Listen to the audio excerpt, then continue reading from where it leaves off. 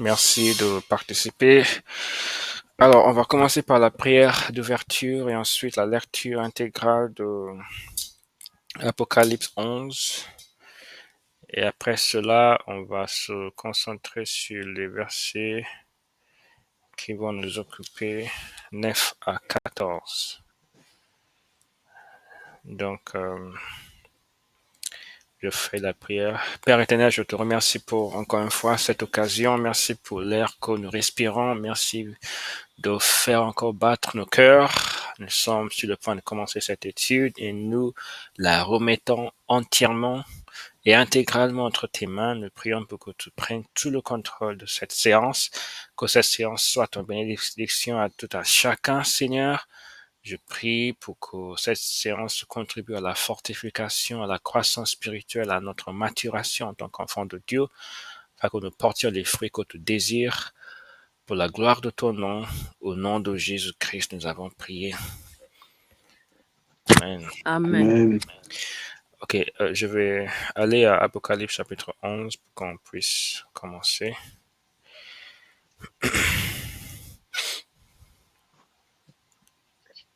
Frère Hervé, tu peux nous lire. Oui.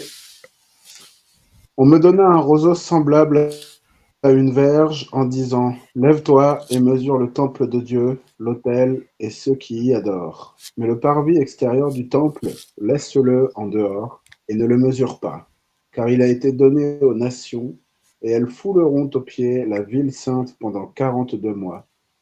Je donnerai à mes 2 témoins le pouvoir de prophétiser, revêtus de sacs, pendant 1260 jours.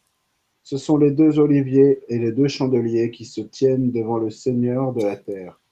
Si quelqu'un veut leur faire du mal, du feu sort de leur bouche et dévore leurs ennemis. Et si quelqu'un veut leur faire du mal, il faut qu'il soit tué de cette manière. Ils ont le pouvoir de fermer le ciel afin qu'il ne tombe point de pluie pendant les jours de leur prophétie, et ils ont le pouvoir de changer les eaux en sang et de frapper la terre de toute espèce de plaie chaque fois qu'ils le voudront. Quand ils auront achevé leur témoignage, la bête qui monte de l'abîme leur fera la guerre, les vaincra et les tuera, et leurs cadavres seront sur la place de la grande ville qui est appelée, dans un sens spirituel, Sodome et Égypte, la même où leur Seigneur a été crucifié. Des hommes d'entre les peuples, les tribus, les langues et les nations verront leurs cadavres pendant 3 jours et demi, et ils ne permettront pas que leurs cadavres soient mis dans un sépulcre. Et à cause d'eux, les habitants de la terre se réjouiront et seront dans l'allégresse, et ils s'enverront des présents les uns aux autres, parce que ces 2 prophètes ont tourmenté les habitants de la terre. Après les 3 jours et demi, un esprit de vie venant de Dieu entra en eux, et ils se tinrent sur leurs pieds, et une grande crainte s'empara de ceux qui les voyaient. Et ils entendirent du ciel une voix qui leur disait: Montez ici. Et ils montèrent au ciel dans la nuée, et leurs ennemis les virent. À cette heure-là, il y eut un grand tremblement de terre, et la 10e partie de la ville tomba. 7000 hommes furent tués dans ce tremblement de terre, et les autres furent effrayés et donnèrent gloire au Dieu du ciel. Le second malheur est passé. Voici, le 3e malheur vient bientôt. Le 7e ange sonna de la trompette, et il y eut dans le ciel de fortes voix qui disaient: Le royaume du monde est remis à notre Seigneur et à son Christ, et il régnera au siècle des siècles. Et les 24 vieillards qui étaient assis devant Dieu sur leur trône se prosternèrent sur leurs faces, et ils adorèrent Dieu en disant: Nous te rendons grâce, Seigneur Dieu Tout-Puissant, qui est et qui était, de ce que tu as saisi ta grande puissance et pris possession de ton règne. Les nations se sont irritées, et ta colère est venue. Et le temps est venu de juger les morts, de récompenser tes serviteurs les prophètes, les saints, et ceux qui craignent ton nom, les petits et les grands, et de détruire ceux qui détruisent la terre. Et le temple de Dieu dans le ciel fut ouvert, et l'arche de son alliance apparut dans son temple, et il y eut des éclairs, des voix, des tonnerres, un tremblement de terre et une forte grêle. Amen. Amen. Merci beaucoup pour la lecture. Alors, on va reprendre de 9 à 14. Oui. Des hommes d'entre les peuples, les tribus, les langues et les nations verront leurs cadavres pendant 3 jours et demi, et ils ne permettront pas que leurs cadavres soient mis dans un sépulcre. Et à cause d'eux, les habitants de la terre se réjouiront et seront dans l'allégresse. Et ils s'enverront des présents les uns aux autres, parce que ces deux prophètes ont tourmenté les habitants de la terre. Après les 3 jours et demi, un esprit de vie venant de Dieu entra en eux, et ils se tinrent sur leurs pieds, et une grande crainte s'empara de ceux qui les voyaient. Et ils entendirent du ciel une voix qui leur disait: Montez ici. Et ils montèrent au ciel dans la nuée, et leurs ennemis les virent. À cette heure-là, il y eut un grand tremblement de terre, et la 10e partie de la ville tomba. 7 000 hommes furent tués dans ce tremblement de terre, et les autres furent effrayés et donnèrent gloire au Dieu du ciel. Le second malheur est passé, voici, le troisième malheur vient bientôt. Amen. Amen. Merci beaucoup. Alors, d'abord, on va s'arrêter un peu sur 9 à 10 pour approfondir un peu. Ensuite, on va considérer 11, 12 et ensuite 13, 14. Ok, donc 9 à 10. Donc je vous laisse un temps pour réfléchir, pour penser, réfléchir. Et ensuite, si vous avez des contributions, si vous avez des discernements de ces versets, vous pouvez les partager. La grâce de Dieu.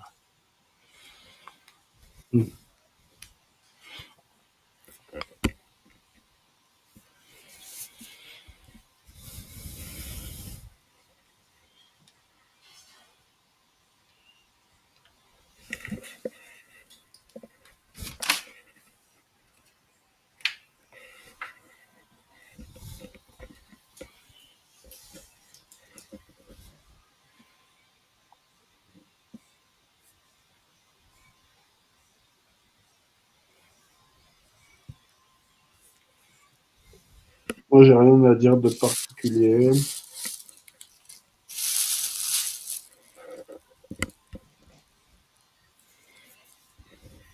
D'accord.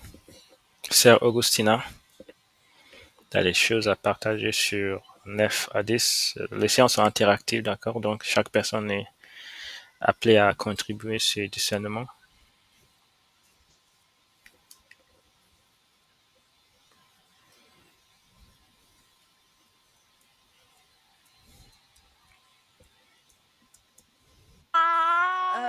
Je suis désolée, monsieur, je ne peux pas participer maintenant.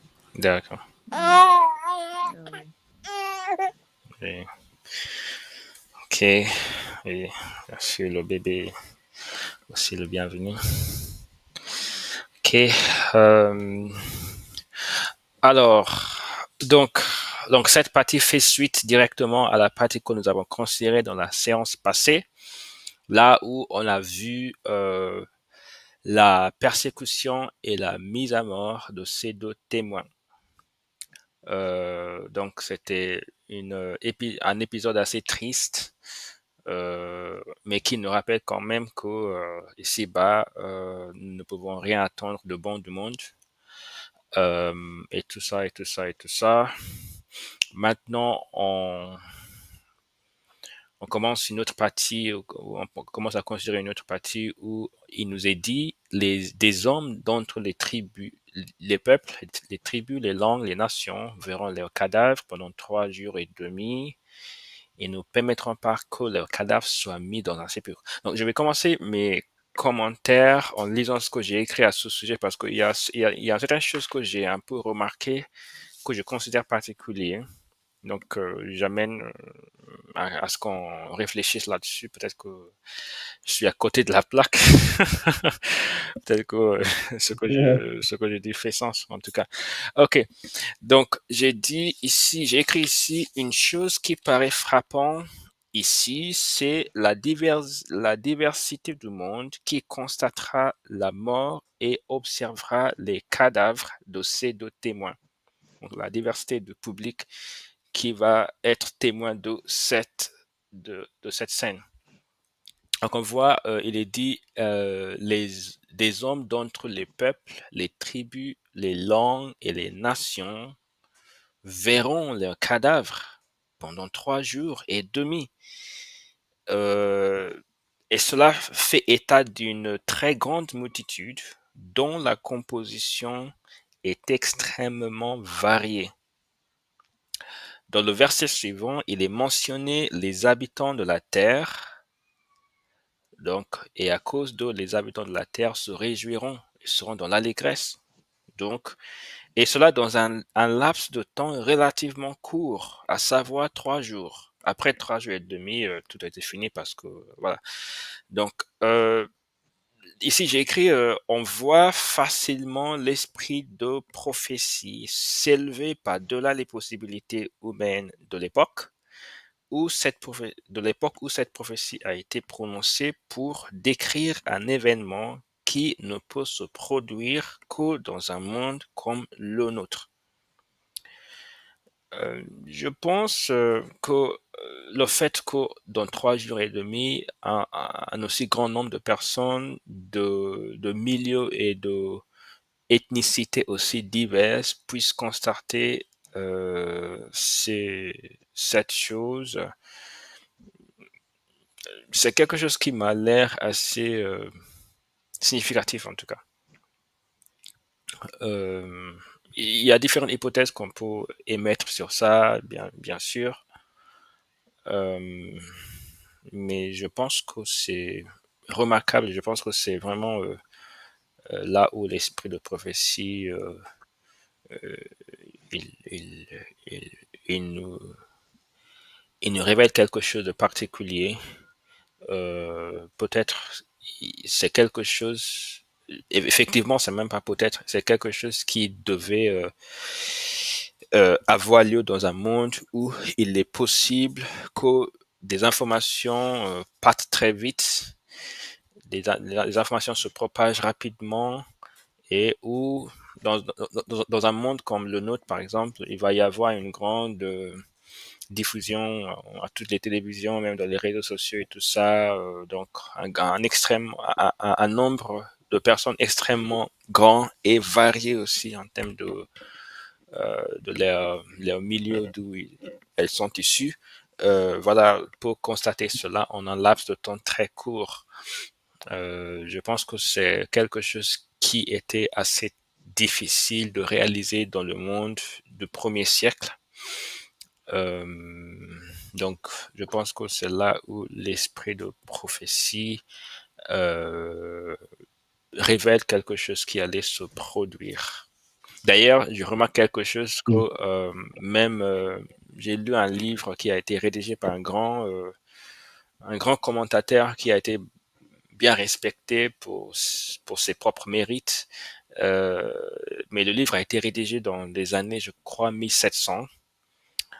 Il essayait d'interpréter certaines prophéties de Daniel.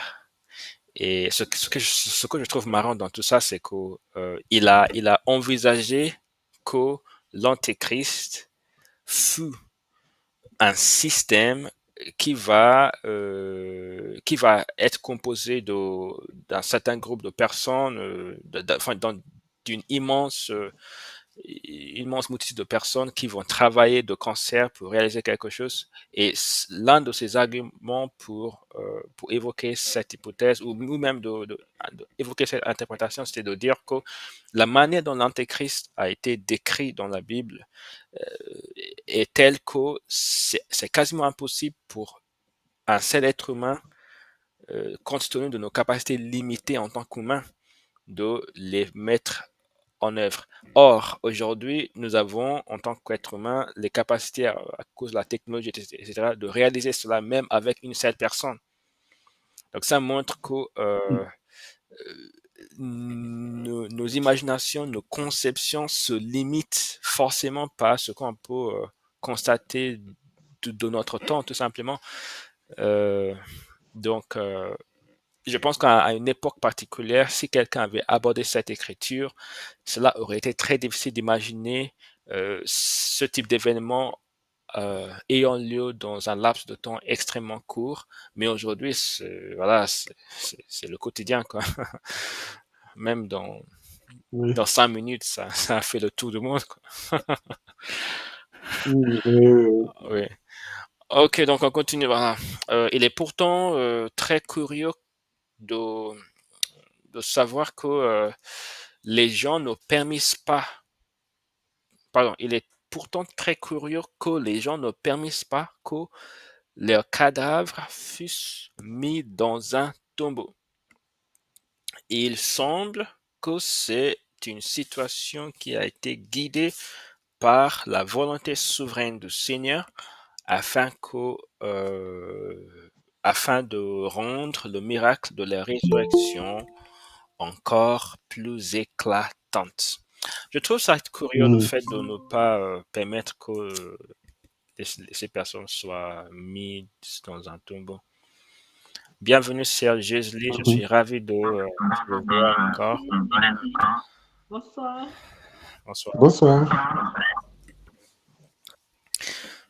Fabien, qu'est-ce que tu en penses de cette situation, ne pas mettre les cadavres, ne pas enterrer le cadavre? Bah, en effet, là, enfin, on l'a vu un peu les études précédentes, mais on voit, je crois qu'on est dans une phase de l'histoire de toute l'humanité où Dieu va, va, va vraiment faire des choses ostentatoires afin que tout le monde voit en fait que tout ce qui a été dit jusqu'ici, tous les gens qui sont morts pour l'avoir dit, etc., est vrai et que Dieu a toute puissance sur tous les événements. Et les gens vont d'ailleurs même voir, parce que certainement ils iront voir dans la Bible les TikTok, tout ça, ça va être en ébullition totale Mm. s'il y a encore une connexion. Tout le monde va se rendre compte voilà, de ce que Dieu est en train de faire et ça dépassera tout. Enfin, ce sera d'une grande puissance, quoi. Voilà. Et donc, là, c'est en train d'être décrit comme une prophétie qui va arriver. Et d'ailleurs, ce qui m'interpelle à un moment, c'est le changement, on n'y est pas, mais le changement de temps. À un moment donné, on passe à l'imparfait ou je sais plus quoi, on change de temps et on parle comme si c'était au passé, un peu plus loin dans le passage. Euh, au début, là, c'est au, comment dire, au Au futur, je futur, crois. oui. Et à un moment donné, à cette heure-là, il y eut, et ils entendirent du ciel. Oui, Euh, oui, oui. voilà, à partir du verset 11, je crois, voilà. D'un seul coup, on change de. Oui, Et donc, c'est comme si on était en train de décrire quelque chose qui a déjà été vu, et c'est un peu ça, hein, Jean a vu ce qui va se passer. oui. Et donc, c'est certain, voilà, c'est quelque chose de certain, et je pense que ça peut. C'est là pour nous servir aussi maintenant, d'avertissement, Mhm. euh, comme un témoignage. C'est tellement époustouflant, cette description qui nous dépasse, que je pense que Dieu arrive à toucher des cœurs, même les plus endurcis, en disant, et si c'était vrai? Parce que si c'est faux, d'accord, bon voilà, mais et si c'était vrai? Mhm. Et du coup, ça peut créer une crainte nécessaire, Oui, voilà ce que je peux dire. oui, oui, tout à fait. Oui. Donc, je voudrais aussi commenter le verset 10. À cause de les habitants de la terre se réjouiront et seront dans l'allégresse, et ils s'enverront des présents les uns aux autres, etc., etc. Ok. Donc, je vais encore lire ce que j'ai écrit. Nous voyons dans le verset 10 la liesse et les réjouissances auxquelles se livrent les habitants du monde à cette époque, à l'occasion de cette mise à mort et tout ça et tout ça. Cela nous permet c'est-à-dire à l'occasion de la mise à mort à ces deux prophètes, témoins de Dieu, juste de préciser parce que je sais qu'il y a des personnes qui n'étaient pas dans les séances précédentes. Ok, donc à l'occasion de cette mise à mort, etc., il y a une liesse, il y a vraiment une grande joie partout et tout ça. Et je pense qu'il y a quelque chose que cette situation nous permet de voir clairement. La première chose, c'est le point auquel leurs cœurs sont endurcis. Le point auquel leurs cœurs sont endurcis, parce que on sait déjà que ces prophètes étaient en train de faire des choses extraordinaires, de bouleverser tout le monde, de même tuer par le feu sortant de leur bouche et tout ça. Et c'était vraiment quelque chose de inédit. Et d'un seul coup, l'Antichrist prend le dessus, il meurt et c'est comme si c'est fini, quoi. Et on voit que Oui, le monde est vraiment dans la liesse absolue, c'est-à-dire ces jugements, ces actions puissantes réalisées par ces prophètes n'ont pas pu justement amener à une repentance, amener à une profonde remise en question. Voilà. Donc, oui, oui. je trouve que c'est vraiment le comble de l'endurcissement de cœur auquel nous sommes en train d'assister dans ce passage. Donc Oui, c'est triste et cela doit aussi nous interpeller parce que c'est facile d'imaginer, oui, les gens sont endurcis, endurcis, mais nous aussi, à notre propre niveau, il me semble qu'il y a un cafard qui essaye de... J'espère que ça ne va pas voler, quoi. Oh. Donc, je dis donc que ça doit nous interpeller à notre niveau. Ah, ça coupe. Vous m'entendez? Ça me fait Oui, peur c'est bon maintenant. parce que ces cafards, honnêtement, le bruit est très fort. Je sais pas. Il me semble que ça s'apprête à voltiger, quoi. Donc, si je fais des bêtises, il faut juste me supporter parce que j'ai vraiment peur de ces choses quand ils volent. Alors, D'accord. donc, ça m'interpelle à mon niveau parce que la Bible dit que l'endurcissement est toujours à portée de main, c'est toujours à la porte. C'est pour ça qu'il faut nous exhorter réciproquement chaque jour. Il faut multiplier nos rencontres entre frères et sœurs, justement pour nous fortifier parce que on ne peut pas faire cette marche toute seule. On peut Oui, facilement être dérouté par le diable et donc cette mention de l'endurcissement nous permet de, pardon, c'est pas une mention d'endurcissement, mais cet état de choses qui fait voir, pardon, l'endurcissement doit aussi nous permettre de oui, réfléchir et je vais donc profiter de cette occasion pour rappeler le grand danger de l'endurcissement comme il a été mentionné dans Hébreux, dans Jérémie, dans Ésaïe, les versets que nous allons lire maintenant. Donc commençons par oui. Hébreux chapitre 3. Hébreux chapitre 3, versets 7 à 8. Hébreux 3, versets 7 à 8. Frère V, tu peux lire. Oui. C'est pourquoi, selon ce que dit le Saint-Esprit, aujourd'hui, si vous entendez sa voix, n'endurcissez pas vos cœurs comme lors de la révolte, le jour de la tentation dans le désert. Amen. Amen. 15 à 19 de même chapitre. Attends, je vais descendre. 15 à 19.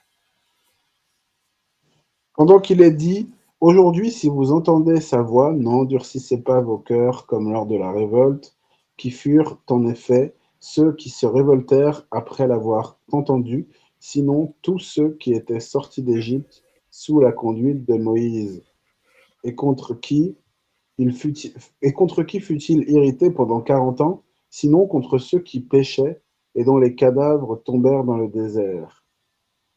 À qui il jura-t-il qu'ils n'entreraient pas dans son repos, sinon à ceux qui avaient désobéi? Aussi voyons-nous qu'ils ne purent y entrer à cause de leur incrédulité. Amen. Amen. Gloire à Dieu. Amen. Tu as des choses à en dire? Il y a c'est un avertissement clair encore qui vient d'ailleurs. La parole elle-même contredit tout ce qu'on entend de manière très répandue aujourd'hui, et même moi dans mon église, même si c'est pas dit expressément, c'est sous-entendu, ou plutôt les autres phrases ne sont pas complétées par ce qui devrait arriver à ça. C'est comme si on fait une droite, on fait un point là, A à B, et que dans le culte, on parle de C et on ne va pas jusqu'au bout, on ne va pas jusqu'à A. Donc on parle d'une partie, mais on ne dit pas tout ce qu'il faudrait savoir pour qu'il y ait un contenu biblique. Oui, oui. Donc on enlève une partie, voilà. Et c'est comme ça que le mensonge commence. Et donc, ce passage-là que tu nous invites à lire, et c'est pour ça que j'aime vraiment ces études, c'est parce qu'il y a peu de gens aujourd'hui, partout dans le monde, qui nous rappellent, qui nous exhortent à venir voir ce que dit la parole et qui nous amènent à nous rapprocher de la parole, là où mondialement on vit un éloignement de la parole. Et c'est à cause de cet éloignement-là que beaucoup chercheront à entrer et ne le pourront pas. C'est à cause de cet éloignement-là que large est la porte qui mène à la perdition, mais étroit et resserré, et le chemin voilà, qui mène à la vie éternelle, quoi. Il y en a peu qui les trouvent. On le voit dans le nombre de gens qui participent à ces études. C'est une parenthèse et je jette la pierre à personne, mais c'est vraiment réel et factuel. Et ce passage nous rappelle clairement que ce sont bien ceux qui cherchaient à, à, à marcher avec Christ qui ont été trouvés endurcis. Ce ne sont pas ceux du dehors, là on parle vraiment de ceux du dedans Oui. qui devaient être dans le troupeau, qui étaient le troupeau, et ce sont bien ceux-là qui, pour beaucoup, Non, pas pu sont entrer. tombés, en fait, sont tombés. Voilà. Oui, tout à fait. Et ça fait penser à un autre passage qui parle de ça, de tous ont compté sur ce rocher était Christ, mais tous n'ont pas plu, Oui, ils se sont tous appuyés dessus, mais pourtant ils n'ont pas tous été trouvés agréables à lui, quoi. Voilà, exactement. ça fait Oui. penser. Je pense à Voilà, Corinthiens chapitre 10. Oui, oui, tout à fait. voilà. Merci beaucoup, frère, pour les explications et les avertissements. On va lire maintenant Jérémie chapitre 17, verset 9, verset 19 à 23 et verset 27. Donc, je vais ouvrir Jérémie chapitre 17. Je pense que dernièrement, j'ai vu une publication de ta part qui a cité cette écriture, frère Abbé. Mhm. Pardon, je suis sur le mauvais chapitre. Chapitre 17, euh, verset 9. Le cœur est tortueux par-dessus tout, et il est méchant. Qui peut le connaître? Amen. Amen. Qui peut le Oui, c'est vrai, connaître? oui. Oui. Amen. Verset 19 à 23.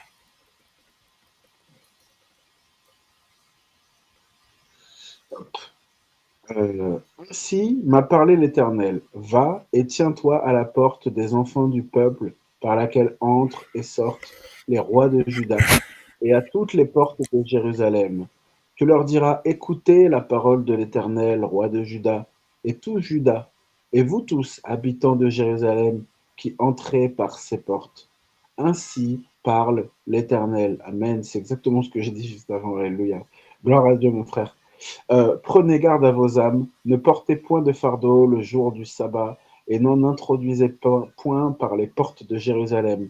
Ne sortez, ne sortez de vos maisons aucun fardeau le jour du sabbat, et ne faites aucun ouvrage, mais sanctifiez le jour du sabbat, comme je l'ai ordonné à vos pères.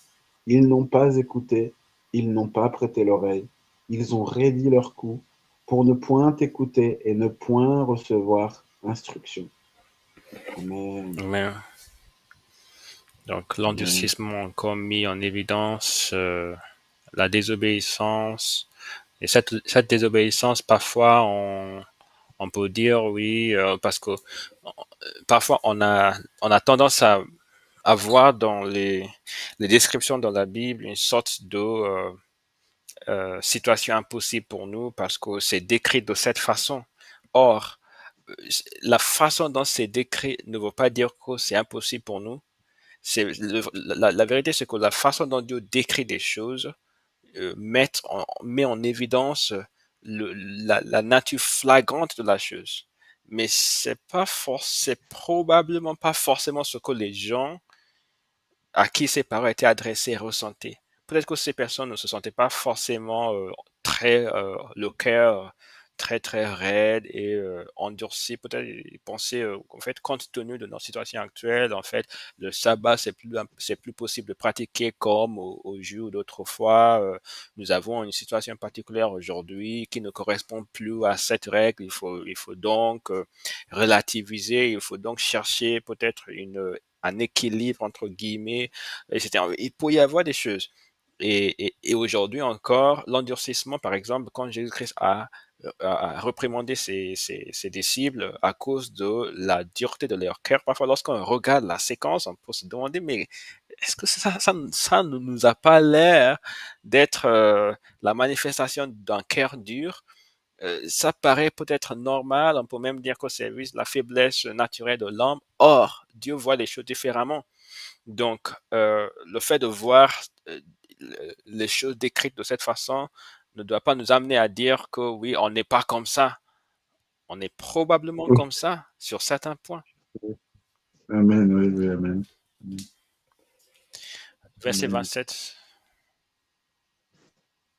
Mais si vous n'écoutez pas quand je vous ordonne de sanctifier le jour du sabbat, de ne porter aucun fardeau, de ne point en introduire par les portes de Jérusalem le jour du sabbat, alors j'allumerai un feu aux portes de la ville, et il dévorera les palais de Jérusalem et ne s'éteindra point. Amen. Amen. Ok, maintenant on va aller dans Ésaïe 48, verset 18. Ésaïe 48, verset 18.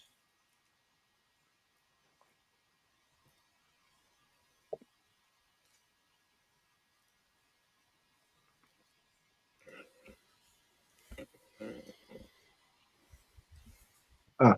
Oh, si tu étais attentif à mes commandements, ton bien-être serait comme un fleuve, et ton bonheur comme les flots de la mer. Amen. Amen.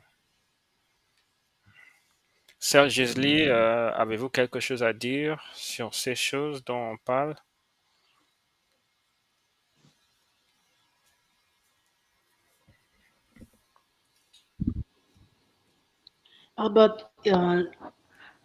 J'ai perdu le fil, je ne sais pas, puisque je ne suivais pas les semaines précédentes, je ne sais pas vraiment, j'ai perdu le fil. Je ne comprends pas vraiment le contexte dans lequel vous parlez. D'accord, on parle de l'endurcissement du cœur. On a cité pas mal d'écritures sur l'endurcissement du cœur. On en est maintenant à Ésaïe 48, verset 18, que je viens de souligner ici. Ok. D'accord. Ok, on va continuer.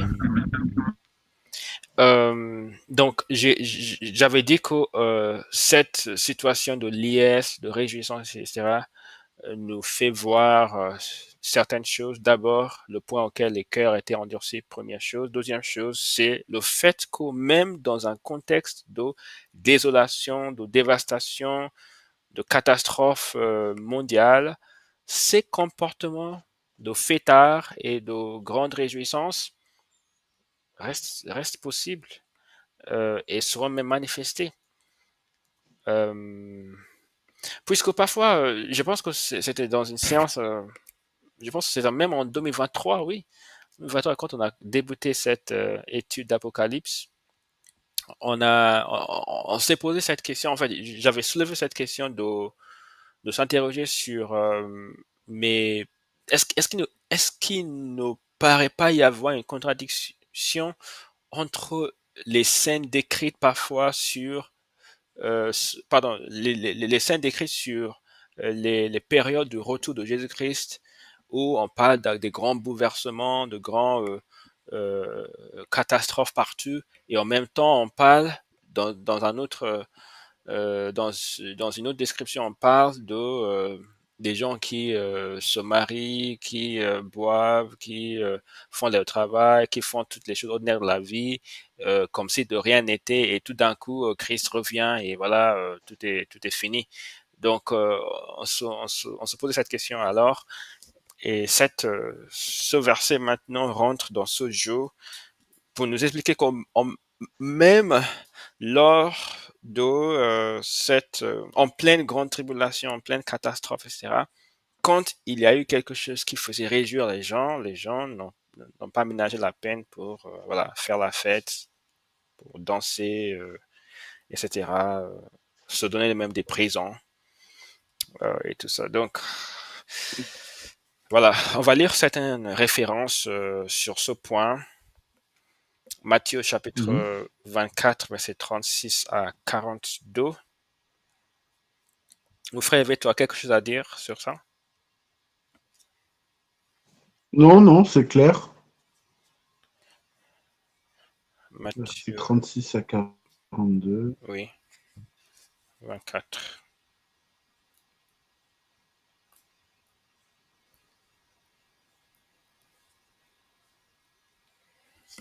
En fait, ouais, je parlerai après. Déjà. Alors, 36 à 42. Alors, pour ce qui est du jour et de l'heure, personne ne le sait, ni les anges des cieux, ni le Fils, mais le Père seul. Ce qui arriva du temps de Noé arrivera de même à l'avènement du Fils de l'homme.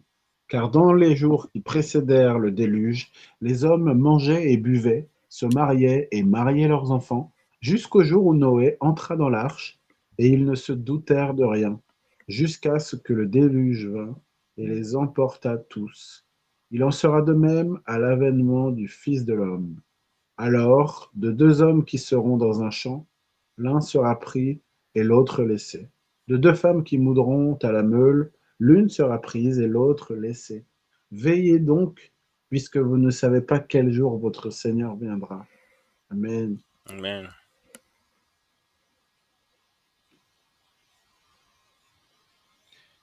Sur cette parole, oui, Amen. Je pensais cette semaine, euh, à quelqu'un qui est déjà mort, quelqu'un pour qui le cœur s'est arrêté. Il y a une parole à un moment donné qui dit que la mort et le séjour des morts vont rendre leur mort. Ils vont les rendre afin que ceux-ci puissent être jugés. Mais pour eux, là, qui sont déjà morts, c'est bouclé. Ils vont être jugés sur ce qu'ils ont fait dans leur vie quand ils étaient de leur vivant. Mhm. Et pour nous-mêmes qui sommes vivants, nous ne savons pas quand notre cœur va s'arrêter. On a déjà abordé ces sujets plein de fois, mon frère. On ne sait pas quand, on sait pas quand Dieu décidera que c'est fini. Et que donc, toute notre copie, si je puis parler en métaphore d'une école, d'un exercice, d'un examen, notre copie sera rendue. Elle sera rendue. On posera le stylo et c'est terminé. Et du coup, ça devrait, parce que ces écritures disent exactement ça, personne ne sait quand est-ce que Dieu va ramasser la copie pour nous-mêmes. Il ne s'agit même pas du retour de Jésus-Christ, il s'agit déjà de notre propre mort à nous-mêmes. Oui. Il y a ça aussi, puisque quand on va se réveiller, une fois qu'on est mort, quand on va se réveiller, ce sera pour recevoir la note. Et, et, et ça devrait nous interpeller. Voilà.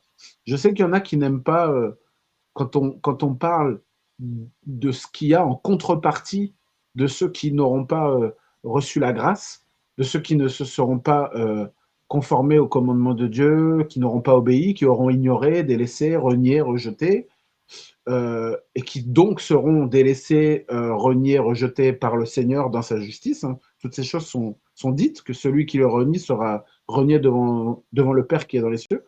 Euh, ben voilà, quand même, c'est important, et encore une fois, ces études y participent, de se rappeler pour nous-mêmes quelle est la contrepartie si on ne fait pas ces choses. Et voilà. Dieu, il nous demande de travailler à notre salut avec crainte et tremblement. C'est quand même pas pour rien. Voilà. C'est Exactement. tout ce que je C'est pas voulais pour dire. rien. Oui. Tout à fait. Oui. Exactement. Un jour ou l'autre, tout sera fini, mais définitivement, ce sera pas, oui, on a failli mourir, ce sera, oui, on est mort. Il y a, il y a un monde de différence entre le fait d'échapper à la mort, d'échapper de très peu à la mort, et le fait de mourir définitivement sans appel possible. Donc, que Dieu nous aide à nous préparer à ce jour très très solennel. Amen. Amen. En 1 Thessaloniciens chapitre 1 verset 6 et pardon, 1 Thessaloniciens chapitre 5 verset 1 à 6 et verset 7 à 10. Donc, je vais aller là dedans. 1 Thessaloniciens 5 verset 1 à 6. D'accord. Donc, je marque un arrêt au 6e verset, une fois l'avoir lu, c'est ça? Oui, oui, oui. Pour ce qui est des temps et des moments, vous n'avez pas besoin, frères, qu'on vous en écrive, car vous savez bien vous-même que le jour du Seigneur viendra comme un voleur dans la nuit, quand les hommes diront paix et sûreté, alors une ruine soudaine les surprendra, comme les douleurs de l'enfantement surprennent la femme enceinte, et ils n'échapperont point. Mais vous, frères, vous n'êtes pas dans les ténèbres pour que ce jour vous surprenne comme un voleur. Vous êtes tous des enfants de la lumière et des enfants du jour. Nous ne sommes point de la nuit ni des ténèbres. Ne dormons donc point comme les autres, mais veillons et soyons sobres. Amen. 7. Ok, oui, oui. Oui, oui, merci. Oui. Amen. Comme un voleur dans la nuit. Les hommes diront paix et sûreté, et une ruine soudaine les surprendra, comme les douleurs de l'enfantement surprennent la femme enceinte, et ils n'échapperont point. Mais il y a quelque chose qui est particulier, qui est rapporté ici. Vous, frères, vous n'êtes pas dans les ténèbres pour que ce jour vous surprenne comme un voleur. Donc le retour de Jésus-Christ, c'est quelque chose que les chrétiens doivent anticiper. Et c'est quelque chose qui va s'inscrire dans une période particulière, période au sujet de laquelle a été déjà prophétisé. Donc, c'est pour cette raison que Dieu dit que nous sommes des avertis. Nous ne sommes pas des personnes qui n'ont aucune connaissance sur quoi que ce soit à ce sujet.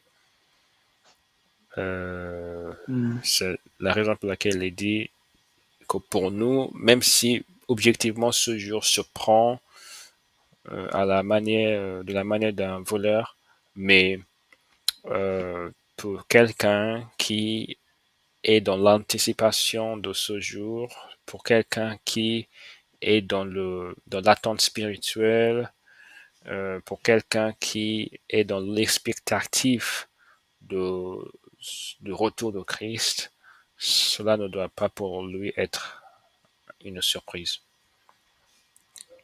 Amen. Amen. Donc, ne dormons point comme les autres, mais veillons et soyons sobres. Veillons et soyons sobres. Ok, donc 7 à 10 maintenant. Car ceux qui dorment, dorment la nuit, et ceux qui s'enivrent, s'enivrent la nuit. Mais nous qui sommes du jour, soyons sobres, ayant revêtu la cuirasse de la foi et de la charité, et ayant pour casque l'espérance du salut. Car Dieu ne nous a pas destinés à la colère, mais à l'acquisition du salut par notre Seigneur Jésus-Christ, qui est mort pour nous, afin que soit nous veillions, soit que nous dormions, nous vivions ensemble avec lui. Amen. Amen. Amen. Tu as quelque chose à dire? Car ceux qui dorment, dorment la nuit, et ceux qui s'enivrent la nuit. Je vois vraiment ça comme ceux qui sont des ténèbres vivent dans les ténèbres, en fait. Ceux qui dorment, dorment la nuit, et ceux qui s'enivrent la nuit. Ceux qui sont des ténèbres vivent dans les ténèbres. Mais nous qui sommes de la lumière, faisons les œuvres de la lumière en plein jour, entre guillemets, avec toute la lumière que Dieu donne, hein, et avec tout ce qu'il dit, ayant revêtu la cuirasse de la foi et de la charité, ayant pour casque l'espérance du salut. Ici, encore une fois, la parole balaye simplement, parce qu'elle l'a écrit comme ça et que ce qui est écrit, balaye ce faux mythe dangereux, diabolique, qui rend tous les chrétiens, enfin beaucoup, passifs sur leur marche. Et en fait, au lieu de marcher, ils s'arrêtent. Sauf qu'un troupeau et un berger, c'est fait pour se déplacer, pour être suivi. Le maître, il est fait pour être suivi. Jésus-Christ, il dit, celui qui n'est pas prêt à renoncer à sa vue, en fait, il peut pas me suivre. Il n'est pas digne de... Voilà. Donc, il y a cette idée de mouvement, de déplacement, d'avancée, d'avancement, de progression, de croissance. Et, et je voulais dire ça, voilà. Mais l'acquisition du salut, donc voilà, l'espérance du salut, donc on l'a en espérance, on ne l'a pas encore vu, on l'a en espérance. Donc il nous a été annoncé une promesse et nous devons vivre en fonction de cette promesse, espérant recevoir cette promesse. Sauf que ce n'est pas compris comme ça de nos jours pour beaucoup. On dit que tout a déjà été reçu, tout a été acquis. Et que c'est pas nous, c'est Christ, ce ne sont pas nos œuvres. Voilà. Et donc, Oui. c'est vraiment difficile parce que ceux qui ne sont pas affermis dans la parole et qui n'ont pas donc l'esprit et la connaissance des Écritures, pas la connaissance, je parle vraiment pas de la connaissance intellectuelle, je parle de la connaissance d'un enfant de 5 ans qui a juste appris que l'homme ne vivra pas de pain seulement, mais de toute parole qui sort de la bouche de Dieu. Ça veut dire qu'il se nourrit spirituellement et il croit naturellement, comme quand on mange, notre corps emmagasine, stocke des choses, mais c'est pareil spirituellement, c'est une nourriture. C'est le pain de vie, la parole faite chair, c'est aussi le pain de vie. Et, et donc, voilà, simplement pour dire que Dieu ne nous a pas destinés à tout ce qui est annoncé et qui va avoir lieu. L'exemple de la c'est très clair, ils n'échapperont point. C'est très clair qu'une femme va enfanter dans la douleur et que c'est prévu comme ça et ça va se passer comme ça et pas autrement. Et il n'y aura pas de péridurale, il n'y aura pas de possibilité d'anesthésier ce jour-là. Non, hélas. Oui. Enfin, hélas. Donc voilà, encore un bel avertissement, pour nous de demeurer en lui et de faire, de veiller en prenant en compte les avertissements qui sont donnés. Voilà. Oui, tout à fait. Oui, tout à fait. En effet, je vais revenir sur cette notion de salle, etc. Donc, il y a, il est vrai, il est tout à fait vrai que Dieu nous a promis le salut. Dieu nous a, en fait, la raison pour laquelle Christ est venu, c'est pour nous sauver, tout simplement, pour achever notre salut. Et Dieu nous en a promis l'achèvement. Or, un grand or. Il faut vraiment que cet or soit vraiment retentisse par toute la terre, quoi. Donc, il y a un processus pour que ce salut s'achève. Dieu est pleinement engagé là-dedans. Et en effet, Dieu ne vaut pas que même une seule de ces brebis se perde. Ça, c'est une évidence. Christ nous a acquis à un très fort prix, le prix de son sang. Amen. Et il veut vraiment veiller à ce Amen. que nous soyons avec lui au final, à la fin de nos jours ici. Or, il y a un processus pour que tout ça aboutisse au bon endroit. Et ce processus-là exige un maintien, un accrochage de notre part à cette voie que Christ nous a tracée. Et si Amen. on s'y accroche, Dieu nous promet déjà toute son assistance, toute son aide, tout son soutien. Parce qu'il faut savoir qu'on ne peut pas y arriver par nous-mêmes. C'est-à-dire, si on décide de ne plus s'appuyer sur la grâce de Dieu, si on décide de dire qu'en fait, je peux y arriver en ne faisant qu'obéir à toutes les règles de la Bible, et je vais juste faire fi de tout ce qui est prier pour la grâce, prier pour que Dieu m'aide, etc. Je vais juste dire que oui, voici ce qui est écrit dans la Bible, voici ce que j'obéis, voici ce à quoi j'obéis, voici ce qui est dit, voici ce que je ferai. Au final, juste par la loi mystérieuse spirituelle de fonctionnement de la chose, on ne va jamais aboutir. C'est quand on prend, Amen. même après tout notre effort pour obéir, on se rend compte, et avec toute c'est d'ailleurs cela la foi en fait, avec toute l'humilité, avec toute cette reconnaissance profonde qu'on ne peut pas y arriver sans lui. Quand on est Amen. imprégné de cette réalisation, de cette prise de conscience toujours en permanence, que les enjeux dans ce domaine est tout à fait au-delà de nos capacités, alors, et on s'en remet toujours à lui, c'est là où Dieu va toujours nous venir en aide pour nous amener au bon port par sa grâce. Amen. Amen. Amen. Amen. Amen. Donc Dieu veut vraiment nous permettre, nous aider. C'est un bon Dieu, mais on doit d'abord balayer complètement de nos pensées cette imagination que parce que Christ a fait ça et Christ nous a promis ça, alors tout est fini. Non, il nous a promis cela et il nous a également donné un commandement dans le cadre de cette promesse et c'est à nous de lui obéir. Amen. Amen. Amen. On va lire encore 2 Pierre chapitre 3 versets 9 à 10. Encore dans ce sujet. 2 Pierre 3, 9 à 10 et 11 à 14. Ok. Alors, hop, hop, hop. Je crois que ça va auto-couper. Alors, on a 7 minutes, ça va, ok. Le Seigneur ne tarde pas dans l'accomplissement de la promesse, comme quelques-uns le croient, mais il use de patience envers vous, ne voulant pas qu'aucun périsse, mais voulant que tous arrivent à la repentance. Le jour du Seigneur viendra comme un voleur.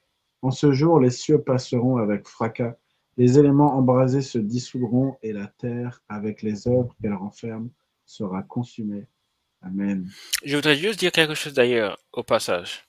Le fait que, parce que les personnes, les tenants de cette doctrine qui dit qu'en fait le retour de Christ se fera en 2 phases. Première phase, une phase invisible, secret, caché, comme un voleur, pour récupérer les siens et ensuite laisser se déchaîner la colère de Dieu sur terre. Et la raison pour l'invention, je veux dire même, de cette fameuse première phase, c'est pour garantir en quelque sorte le caractère comme un voleur de retour de Jésus-Christ, parce que dans un cadre d'une grande tribulation avec tous ces bouleversements, les gens disent que comment cela sera vraiment comme un voleur dans un tel état de choses. Mais or, il est dit, il précisé clairement ici que le jour dont il est question où Christ viendra comme un voleur, ce sera un jour de grande catastrophe. Les cieux passeront avec fracas, les éléments embrassés se dissoudront, la terre avec les œuvres sera consumée. Donc, c'est déjà ça, comme ça. Amen. Ok, donc les versets 11 à 14. Puisque donc toutes ces choses doivent se dissoudre, qu'elles ne doivent pas être, pardon, puisque donc toutes ces choses doivent se dissoudre, qu'elles ne doivent pas être la sainteté de votre conduite et votre piété, tandis que vous attendez et hâtez l'avènement du jour de Dieu, à cause duquel les cieux enflammés se dissoudront et les éléments embrasés se fondront. Mais nous attendons, selon sa promesse, de nouveaux cieux et une nouvelle terre où la justice habitera. C'est pourquoi, bien-aimés, en attendant ces choses, appliquez-vous à être trouvés par lui, sans tache et irrépréhensibles, dans la paix. Amen. Amen. Gloire à Dieu très haut.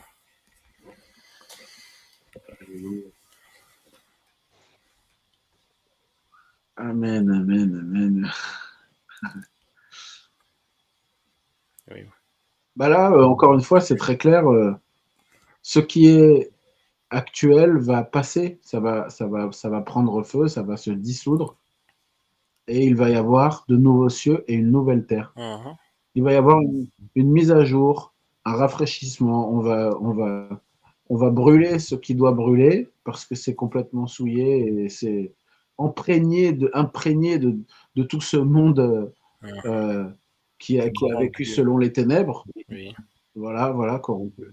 Et pour faire du neuf, Mhm. c'est clairement dit ici. Et Dieu nous invite à participer à cette nouveauté. Et dès maintenant, il veut qu'on se détermine comme étant de cette nouveauté-là, en fait.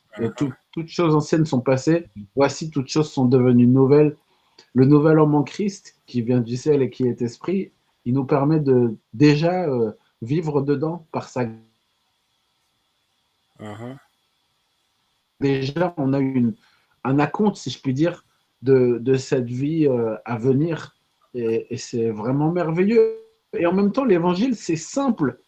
Je dis c'est simple dans le sens où quand à force de passer du temps dans la parole et, et, et de lire ces choses et de se laisser imprégner, etc., là où on voit que tout le monde vient théoriser de ceci, de cela, en réalité, la simplicité de l'évangile, c'est ce que Dieu veut pour nous. Mhm. C'est vraiment une vraie bonne nouvelle.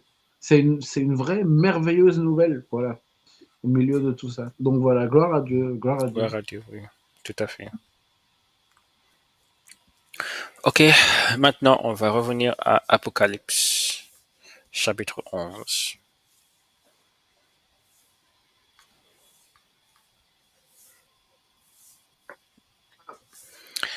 Ok, donc chapitre 11, versets 11 et 12.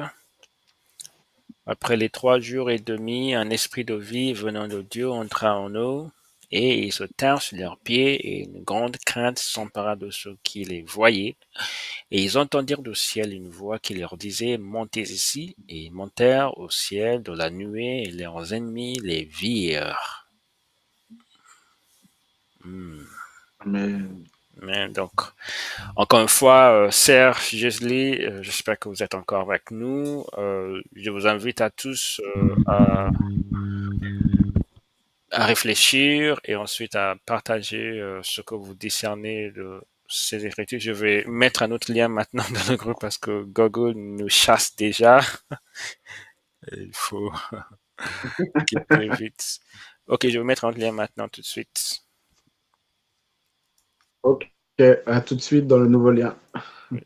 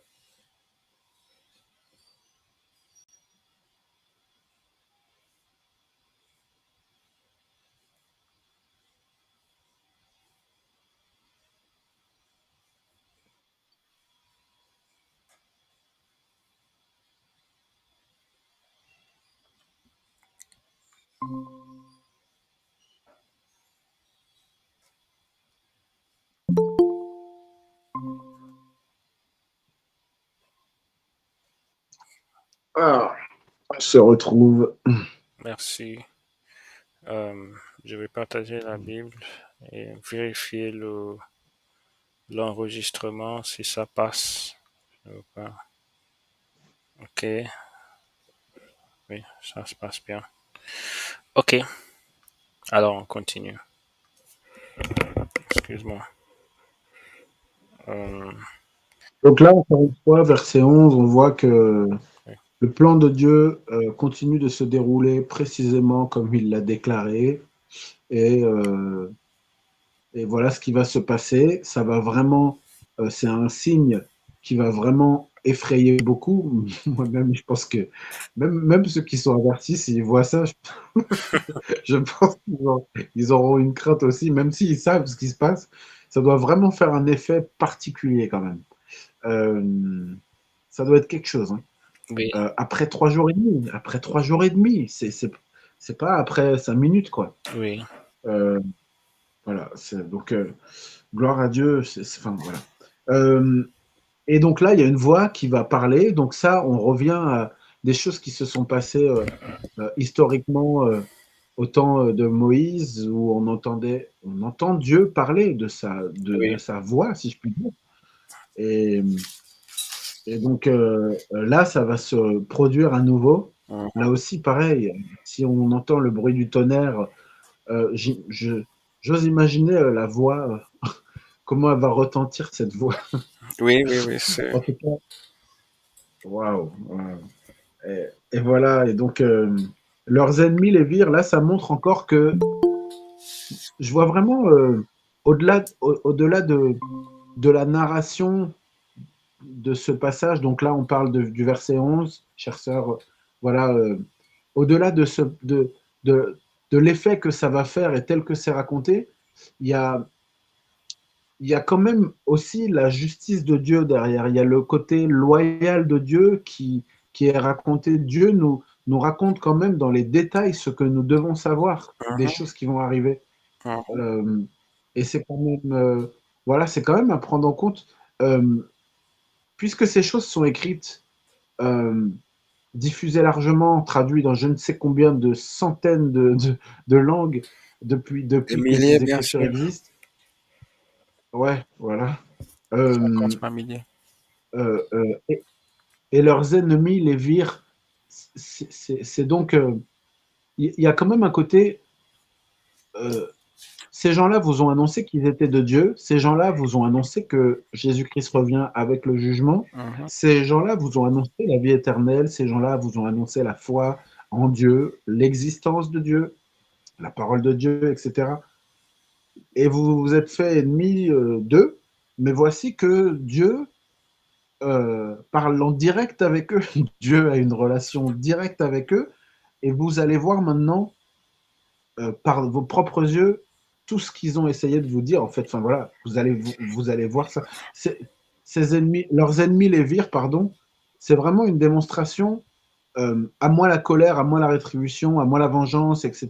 Je suis un Dieu jaloux. C'est comme si là, d'un seul coup, Dieu disait, eh ben maintenant, on va voir maintenant. Comme moi, je me mets à gérer les choses, quoi. Il y a un peu de ça, oui, tout à fait. annoncer ces choses, etc. Voilà. Cette phrase, leurs ennemis les virent, euh, elle n'est pas là par hasard. Voilà. Voilà. Oui, tout à fait. Amen. Gloire à Dieu. Donc, frère Everett, tu as déjà tout dit. Euh, donc, après 3 jours et demi, un esprit de vie venant de Dieu entra en eux. L'esprit de Dieu, c'est l'esprit de vie. Donc, forcément, il ne pouvait pas être question d'esprit de Dieu venant, entrant et faisant rien. Non. Donc, là où est l'esprit, il ne peut jamais y avoir de mort. Alors, quelle Hmm. leçon peut-on en tirer? Lisons Romains chapitre 8, verset 11, chapitre 6, verset 4.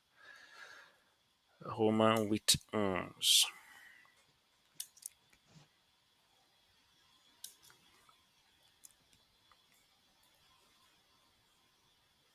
Et si l'esprit de celui qui a ressuscité Jésus d'entre les morts habite en vous, celui qui a ressuscité Christ d'entre les morts rendra aussi la vie à vos corps mortels par son esprit qui habite en vous.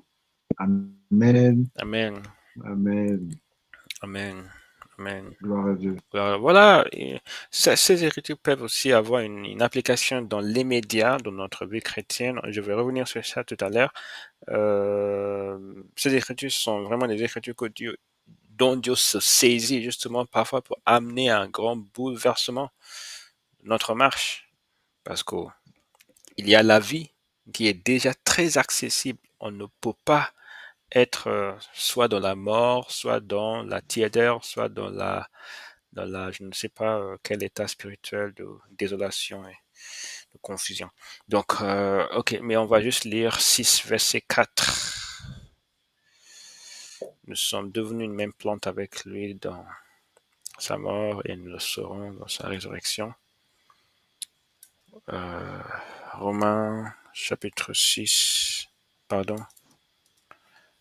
chapitre 6, verset 4. Nous avons donc été ensevelis avec lui par le baptême en sa mort, afin que, comme Christ est ressuscité des morts par la gloire du Père, de même, nous aussi, nous marchions en nouveauté de vie. Amen. Amen. Finalement, Colossiens chapitre 2, verset 13, et ensuite on va en parler. Colossiens chapitre 3, verset 2, verset 13, pardon. Okay.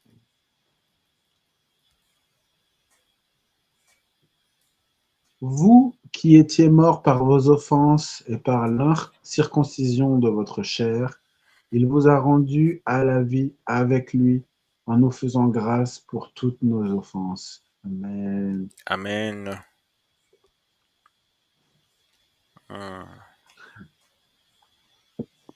Alléluia. Ça fait du bien de lire ça ensemble. Gloire à Dieu. Oui, Alléluia. oui, il nous a rendus à la vie avec Christ. Donc, si on se trouve tiède, si on se trouve insensible spirituellement, nous devons invoquer le nom de Dieu afin qu'il nous souffle le Saint-Esprit de nouveau pour que nous puissions reprendre vie. Il va de même dans les périodes d'abattement, dans les périodes de grand découragement. Nous avons le Saint-Esprit et Dieu peut nous ressouffler le Saint-Esprit pour nous renouveler les forces pour continuer notre marche. Amen. Amen. Amen. On va lire déjà un passage qui nous illustre par quelle démarche nous pouvons passer pour réaliser cela concrètement.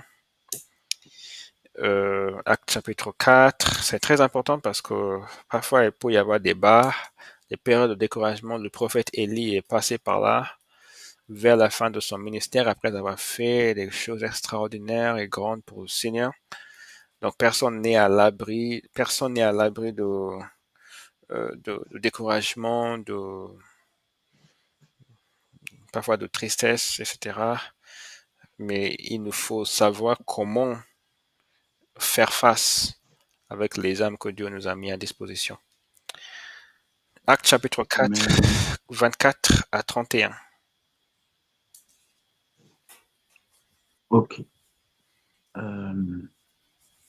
Lorsqu'ils l'eurent entendu, ils élevèrent à Dieu la voix tous ensemble et dirent: Seigneur, toi qui as fait le ciel, la terre, la mer et tout ce qui s'y trouve, c'est toi qui as dit par le Saint-Esprit, par la bouche de notre Père, ton serviteur David, pourquoi ce tumulte parmi les nations et ces vaines pensées parmi les peuples?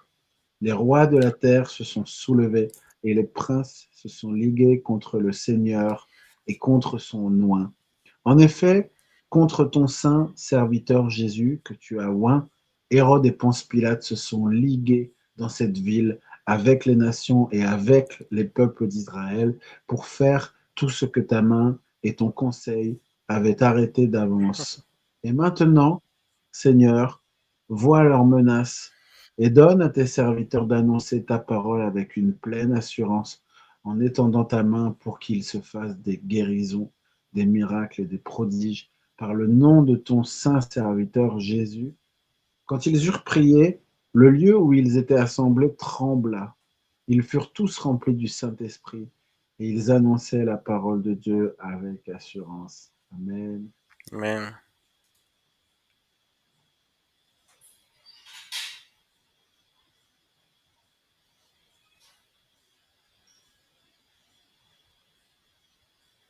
Amen. Amen. Sérieusement, as-tu quelque chose à dire? Non. D'accord.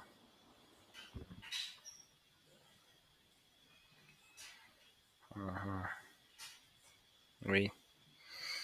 Donc, ils étaient face aux menaces de la part des autorités religieuses euh, des Juifs pour faire taire leur proclamation de l'Évangile. Et quand ils sont revenus de leur après avoir été convoqués par ces autorités, ils ont raconté ce qui s'était passé à leurs confrères à Jérusalem, au temple, etc. Et donc ils se sont mis à prier justement pour puiser en Dieu la force pour aller de l'avant, même au milieu de ces menaces, etc. Et le Saint-Esprit a répondu en leur redonnant la force, redonnant l'assurance et même des signes, des signes surnaturels, quoi. Donc, Mm. c'est quelque chose qu'on peut faire. Euh, donc, quand on est face à une situation difficile, parfois ça peut être quelque chose qu'on n'a jamais prévu, une forte triste, une nouvelle forte triste, par exemple, ça peut être même un décès tout à fait inattendu qui tombe, qui bouleverse beaucoup de choses, et qui paraît juste tout rebattre toutes les cartes, quoi. Et on peut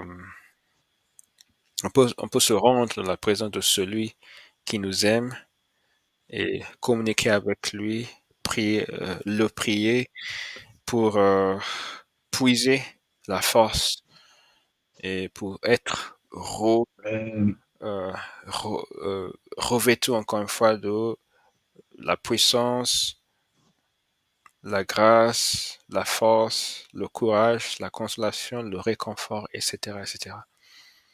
C'est quelque chose que Dieu fait. Amen. Beaucoup de chrétiens ont fait l'expérience et c'est quelque chose qui nous est disponible. Amen. Oui, vraiment. Alléluia. Alléluia. Ça peut être aussi au moment de la tentation, par exemple, juste avant le calvaire de Jésus-Christ, quand il était vraiment presque à bout des forces. Et c'était extrêmement dur pour lui, le fait de porter les péchés de toute l'humanité. C'était une chose inimaginable. Les souffrances violentes auxquelles il allait se livrer et le fait même d'être porteur des péchés de l'humanité, c'était quelque chose qui était vraiment difficile et il s'est rendu auprès du Père justement pour prier. Et quand il est ressorti de cette prière, il est ressorti en pleine puissance, en pleine force, et plus rien ne pouvait l'arrêter Mm. dans l'accomplissement de la volonté de son Père. Amen. Mm. Amen. Jean chapitre 7, verset 37. Encore une invitation de la part de notre Seigneur Jésus-Christ. Jean 7, 37 à 39. Le dernier jour, le grand jour de la fête, Jésus se tenant debout s'écria, si quelqu'un a soif, qu'il vienne à moi et qu'il boive. Celui qui croit en moi, des fleuves d'eau vive couleront de son fond, comme dit l'Écriture. Il dit cela de l'Esprit que devaient recevoir ceux qui croiraient en lui, car l'Esprit n'était pas encore, parce que Jésus n'avait pas encore été glorifié.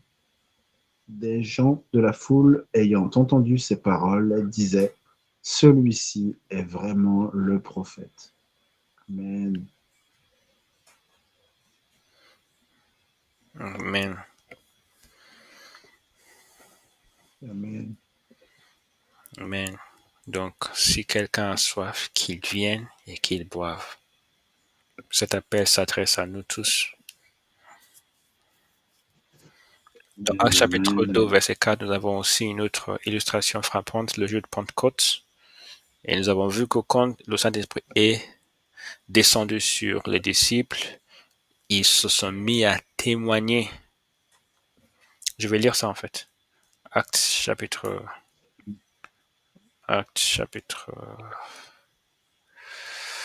2, verset 4, parce qu'il y a quelque chose là-dedans de particulier. Actes 2, verset 4.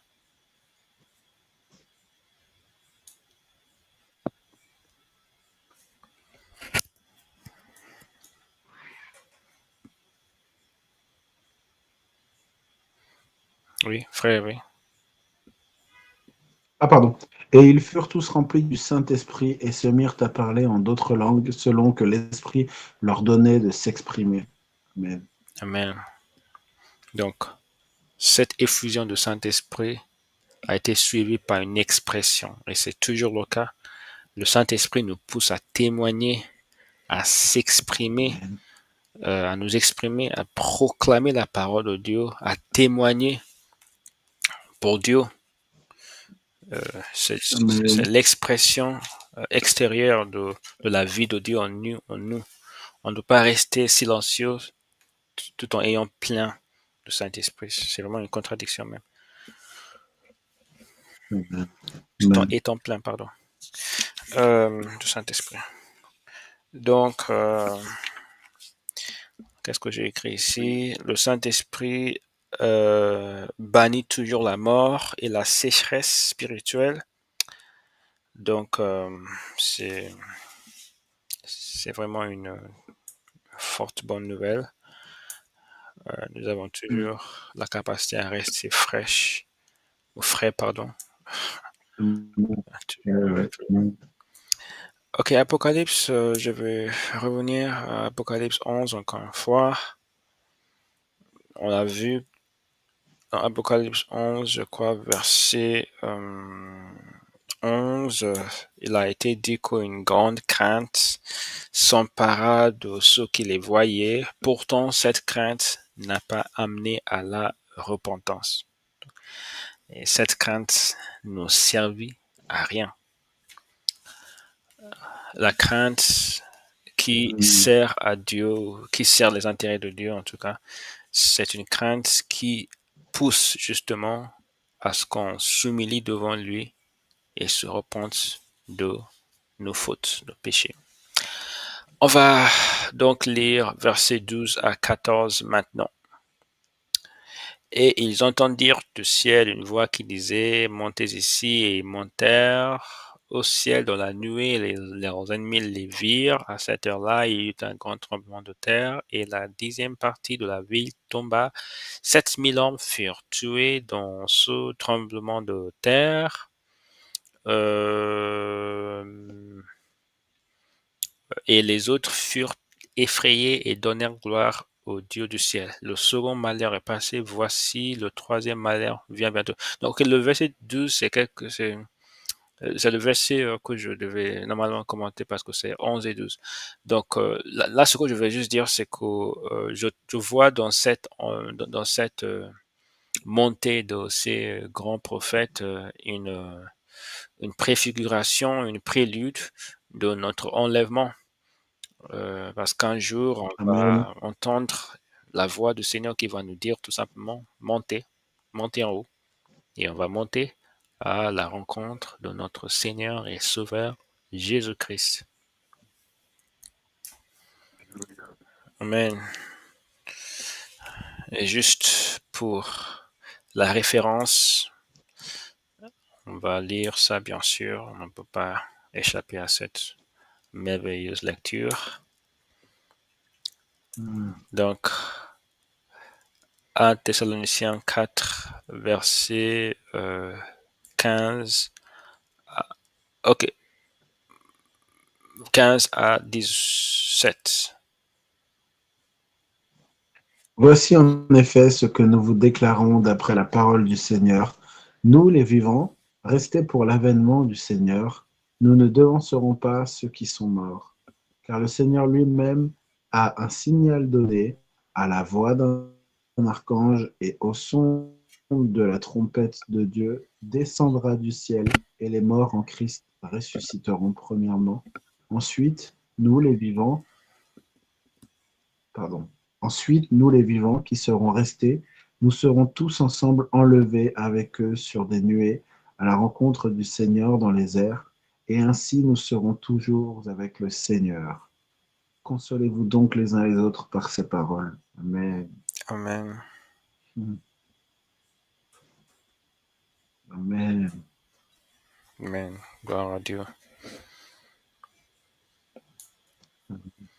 Ok. Donc, on va revenir au verset 13 et 14. Si vous avez des choses à dire, commentaire 11, verset 13 à 14.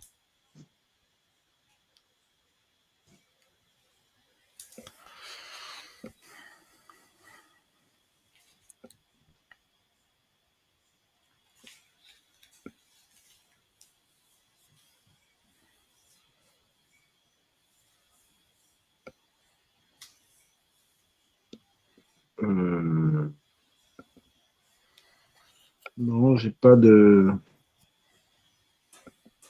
d'ajout à faire. Enfin, j'ai pas de choses à dire. D'accord. Oui, là, c'est encore le jugement pour avertir, pour, pour, pour rendre justice, justement.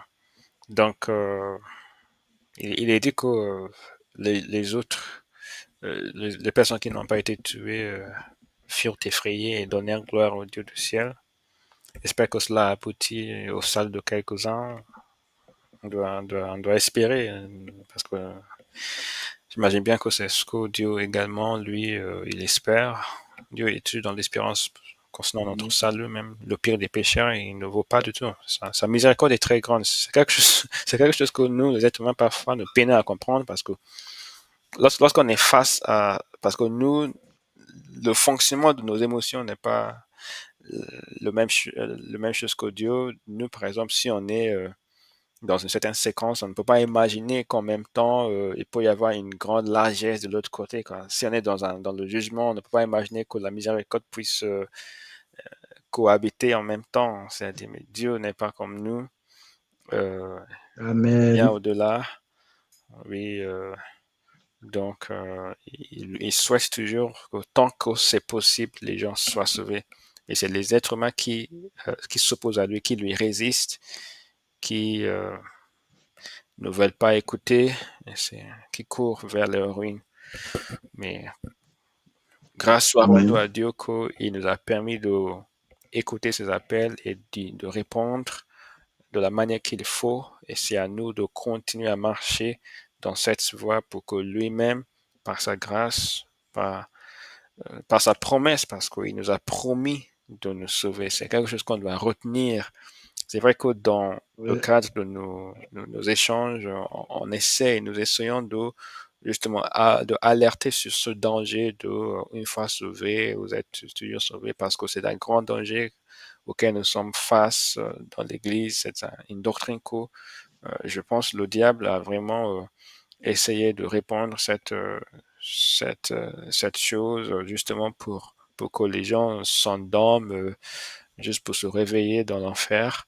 Euh, mais il y a aussi la promesse que Dieu nous a faite que il va nous sauver, il va nous sauver, il va achever le salut si, et il y a ce grand si nous restons attachés au cep, etc., etc. Et donc, c'est à nous de rester attachés par sa grâce et il va faire sa part au nom de Jésus-Christ. Euh, nous prions. Amen. Amen. Ok, que Dieu vous bénisse. Donc, nous voilà à la fin de cette séance. Je vous remercie pour votre participation. Vraiment, ces échanges sont vraiment une bénédiction dans ma vie. Et j'espère que c'est aussi le cas pour vous. Oui, oui. Amen. Amen. Amen. Peut-être qu'on va permettre à Sœur Jeslie de faire la prière de clôture. Sœur Jeslie, pourrais-tu prier pour nous pour qu'on... Seigneur éternel Dieu, merci pour cette réunion. Merci pour le frère Michel qui ne se lâche jamais et qui se présente toujours pour les réunions. Merci Seigneur Dieu pour les enseignements que tu as permis qu'il nous enseigne, Seigneur Dieu. Je te remercie. Merci pour cette journée, Père. Merci et je remets la fin de cette journée entre ta main. Je te prie dans le nom de Jésus-Christ qui vit et qui règne au siècle des siècles. Amen. Amen. Amen. Amen. Amen. Amen. Que Dieu vous bénisse, tout le monde. Que Dieu vous bénisse, tout le monde. Amen. Amen. À bientôt. À bientôt. À bientôt. Oui.